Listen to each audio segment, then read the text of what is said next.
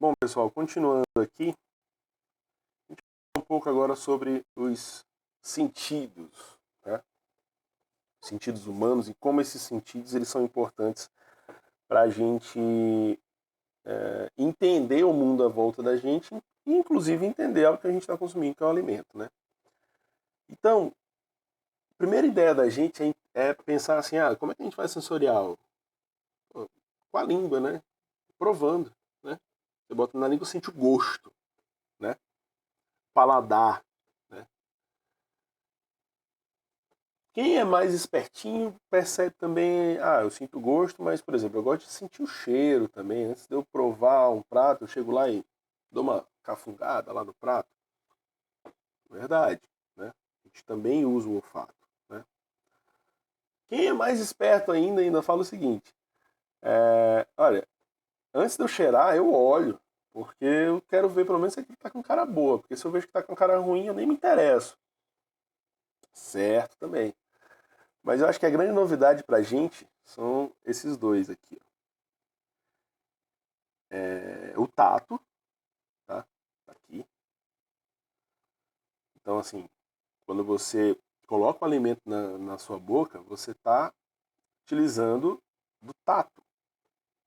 Você percebe a textura, você percebe a superfície do alimento com a sua língua, enfim, com a sua boca inteira, né? Com a cavidade inteira, né? Então, quem nunca, por exemplo, pegou uma bolacha creme crack, isso é um ótimo exemplo, e estava bonita, estava cheirosa, estava gostosa, mas quando você sentiu contato, você fala assim, poxa, tá molenga, né? Então isso é bem comum. Outra coisa também muito interessante é que dentro dessa percepção aí do molenga ou do crocante, né? Tem também um sentido que eu acho que é novidade para todo mundo de perceber como sentido interessante para análise sensorial de alimentos, a audição.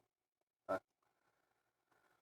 Você prova um alimento com paladar, com olfato, com visão, com tato e com audição também. Como assim? Também vou dar um exemplo com a percepção de crocância, né? Então você está mordendo ali uma creme crack. Poxa, você ouve o crack, crack, crack, né? Então a altura daquele crack, crack, a intensidade daquele crack, crack e a resposta da audição do, do, do quebrar o alimento com a resposta de tato, aí dá uma sensação completa de textura, né? De rigidez, enfim. Aí o que é muito interessante? Se a gente usar termos da mecânica, da resistência mecânica, da ciência dos materiais como um todo, né? Você faz características mecânicas de tudo. Caracterização mecânica, melhor dizendo. Você caracteriza um metal, então você pega lá, coloca num corpo de prova, coloca um corpo de prova num ensaio universal e puxa ele até romper. Você caracteriza concreto, você caracteriza peças de uso automotivo, de uso mecânico, enfim. Mas tem uma área muito bonita do desenvolvimento de alimentos, que é a caracterização mecânica de alimentos. Tá?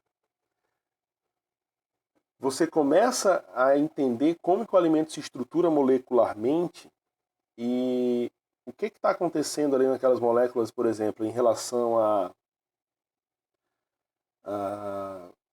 armazenamento, em relação a formulações, em relação a especificidade de matéria-prima. Tá?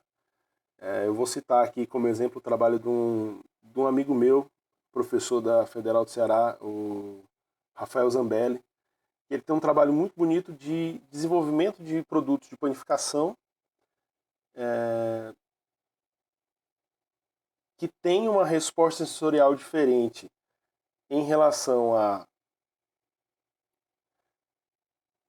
características do insumo, então o tipo do trigo que já está chegando para aquela formulação já pode alterar o produto, mas acrescido a isso, ainda tem uma alteração de armazenamento. Então, o armazenamento desse produto de panificação, ele pode alterar a estrutura molecular daquele produto, principalmente dali das ligações do amido e tudo mais.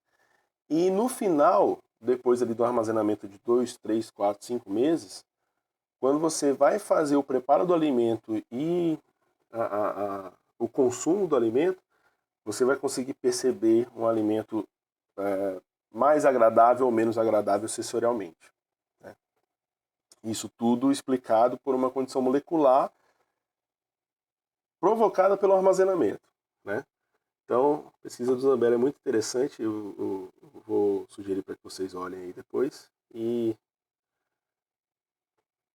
se o Zambelli ver esse vídeo aí, eu expliquei mais ou menos, fica aberto aí as sugestões. Tá? Então, gente, é bem interessante a percepção desses sentidos humanos aí e entender que são os 5 mesmo, tá? São os 5 mesmo, certo? Falando outro exemplo, só da creme crack. Vamos dizer que ela não tá mole, ela tá sequinha e tal, crocante, mas vocês já pegaram marcas de creme crack diferente que uma, ela é crocante, mas ela é fácil de quebrar, e outra é crocante, mas ela é muito difícil de quebrar. Vocês conseguem perceber, por exemplo, isso se deve à porcentagem ou à quantidade de gordura que você coloca nos produtos. Tá? Eu acho que na creme crack, um dos insumos mais caros é a parte de gordura. Então, às vezes, a indústria foca numa redução de custo, e eu já vi também projetos de alteração de produto que focava na diminuição da gordura e a compensação com aroma, mas era denunciado por essa rigidez que o produto ganhava. Né? Então, o que você quer numa creme crack? Você quer morder ela, que ela quebre de uma vez, que ela não fique fofa, né? Que você morde ela quebre, mas que a força que você coloque para quebrar seja uma força pequena. O que é indesejado? Ela é dura, você morde, ela quebra, então ela não afunda o dente, ela quebra, mas você tem que colocar muita força. Isso é indesejado. Né? E o outro tipo de característica indesejada é ela tá mole. Né? Isso é o senso comum. Certo? Então, se você pensar nisso aí, e você pode pensar nisso comparando com um material de engenharia.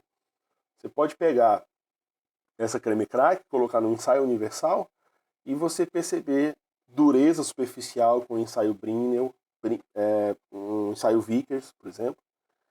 Ou você pode fazer o rompimento dela e entender módulo de elasticidade, né? Entender tensão de ruptura final. Né?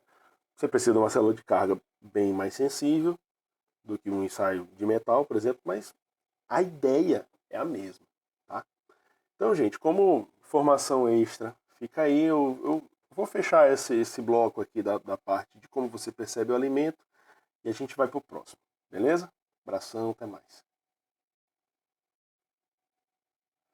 Fechou, fechou. Valeu, galera.